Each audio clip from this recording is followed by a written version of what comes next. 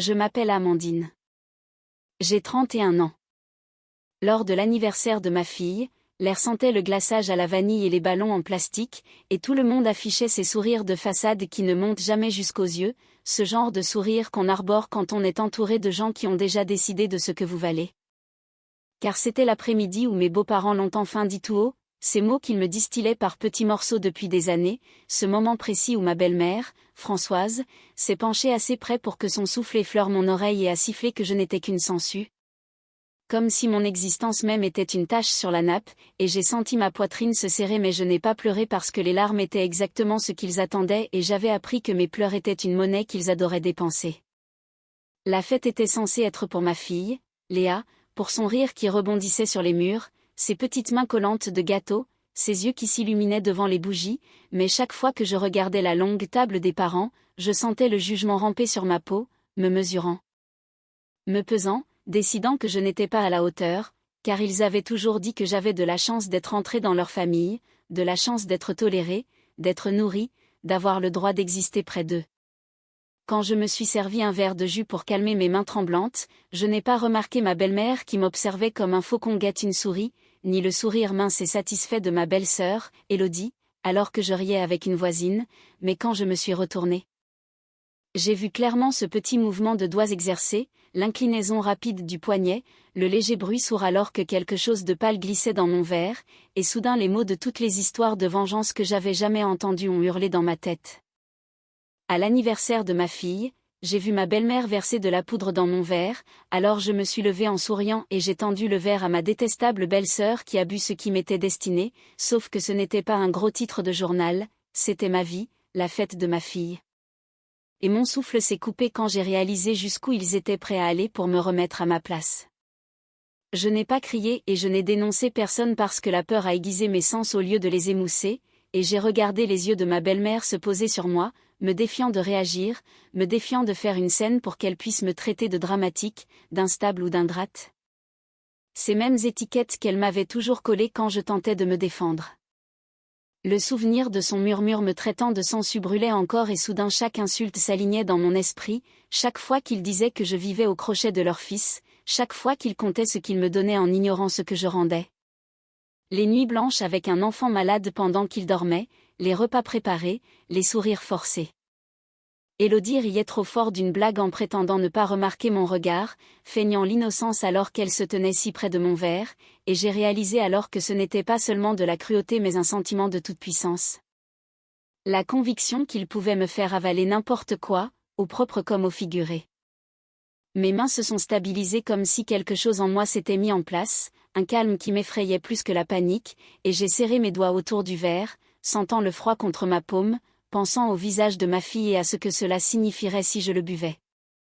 Je me suis levée lentement, la pièce s'est tue d'une fraction de seconde alors que les chaises grinçaient, et j'ai souri de ce sourire qui ressemble à une armure, celui qu'on porte quand on décide qu'on a fini de mendier de la pitié, puis j'ai marché vers ma belle-sœur. Le cœur battant mais le pas assuré, car c'était réel et il n'y avait pas de bouton retour. J'ai tendu le verre en disant quelque chose de léger et d'inoffensif que personne ne pourrait me reprocher plus tard, ma voix restant égale en lui offrant. Observant la confusion sur son visage tandis que ma belle-mère se figeait et que le calcul se lisait dans leurs yeux lorsqu'elles ont compris que je ne jouais plus le rôle qu'elles avaient écrit pour moi. Toute la salle a retenu son souffle pendant que le verre changeait de main, dans cette seconde suspendue, j'ai compris que tout serait différent après cela, que la fête, les insultes, les murmures et cette poudre allaient entrer en collision. Et qu'elles venaient de me donner la preuve de qui elles étaient. Ma belle-sœur a pris le verre avec un rire un peu trop tranchant, l'a levé comme si de rien n'était et a bu, et la pièce a expiré comme si le moment était passé. Mais je suis restée là à compter les secondes dans ma tête alors que le visage de ma belle-mère perdait ses couleurs parce qu'elle savait exactement ce qui était prévu pour moi et quelle limite venait d'être franchie. Pour la première fois depuis que j'avais rejoint cette famille, le pouvoir a basculé si silencieusement que la plupart des gens ne l'ont même pas remarqué. Au début, rien ne s'est passé et Élodie a ricané, pensant clairement qu'elle avait gagné et que j'avais échoué à l'embarrasser, mais ensuite son sourire a vacillé comme un masque qu'on a porté trop longtemps, elle a pressé une main sur son estomac en essayant de rire, a repris une gorgée d'eau. Et ma belle-mère s'est précipitée à ses côtés trop vite, trop anxieuse, attirant l'attention là où il n'y en avait pas. C'est là que les gens ont commencé à regarder vraiment, comme le font les parents quand les potins sentent bon, et ma fille a tiré sur ma robe pour demander une autre part de gâteau, alors je me suis mise à sa hauteur en lissant ses cheveux et en gardant ma voix calme car peu importe la suite. Ce jour était le sien et je refusais que leur poison touche ses souvenirs. Derrière moi, les chaises grinçaient, les murmures se propageaient et le rire d'Élodie est devenu cassant puis s'est arrêté net quand la nausée a envahi son visage, et soudain cette pièce qui m'avait toujours semblé hostile penchait en ma faveur. Quelqu'un a suggéré qu'elle s'assoie, quelqu'un d'autre a demandé ce qu'elle avait mangé, et les yeux de ma belle-mère me fusillaient le dos, un cri silencieux d'accusation et de peur, mais elle ne pouvait rien dire sans tout révéler.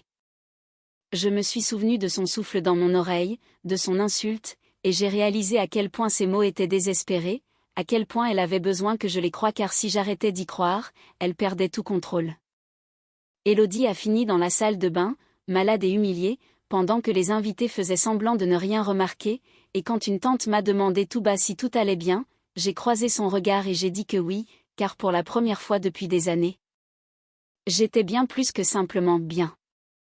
La fête s'est terminée péniblement avec le gâteau à moitié mangé et une tension palpable, et j'ai regardé mes beaux-parents bouger autour de moi comme des étrangers, prudents, sur la défensive, incertains de ce que j'allais faire, et ma belle-mère évitait mon regard tandis qu'Élodie restait cachée.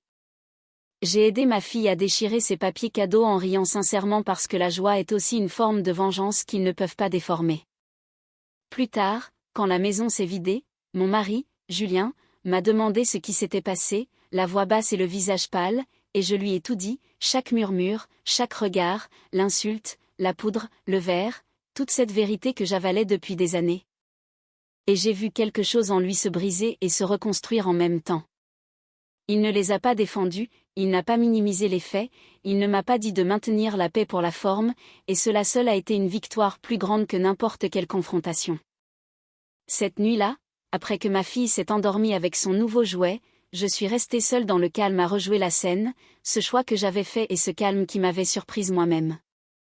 J'ai compris que ce qui m'était destiné n'était pas seulement du poison dans un verre, c'était une vie entière d'humiliation, de déclassement, l'idée que je n'étais rien sans eux, mais ce qu'ils m'ont offert à la place, c'est de la clarté. J'ai arrêté de répondre à leurs appels, j'ai arrêté d'aller à leur dîner, j'ai arrêté de me justifier auprès de gens qui n'écoutaient jamais. Le mot sensu a perdu son venin quand j'ai vu à quel point ils avaient désespérément besoin que je sois en dessous d'eux pour qu'ils se sentent grands. Des mois plus tard, j'ai appris qu'ils racontaient l'histoire différemment, que je les avais embarrassés, que j'étais manipulatrice, dramatique et même dangereuse, mais pour la première fois, je me fichais de la version de moi qu'ils racontaient au monde parce que je connaissais enfin la mienne. À l'anniversaire de ma fille, j'ai vu ma belle-mère verser de la poudre dans mon verre, alors je me suis levée en souriant et j'ai tendu le verre à ma belle-sœur, elle a bu ce qui m'était destiné, et ce moment n'a pas seulement changé un après-midi, il a changé tout le reste de ma vie.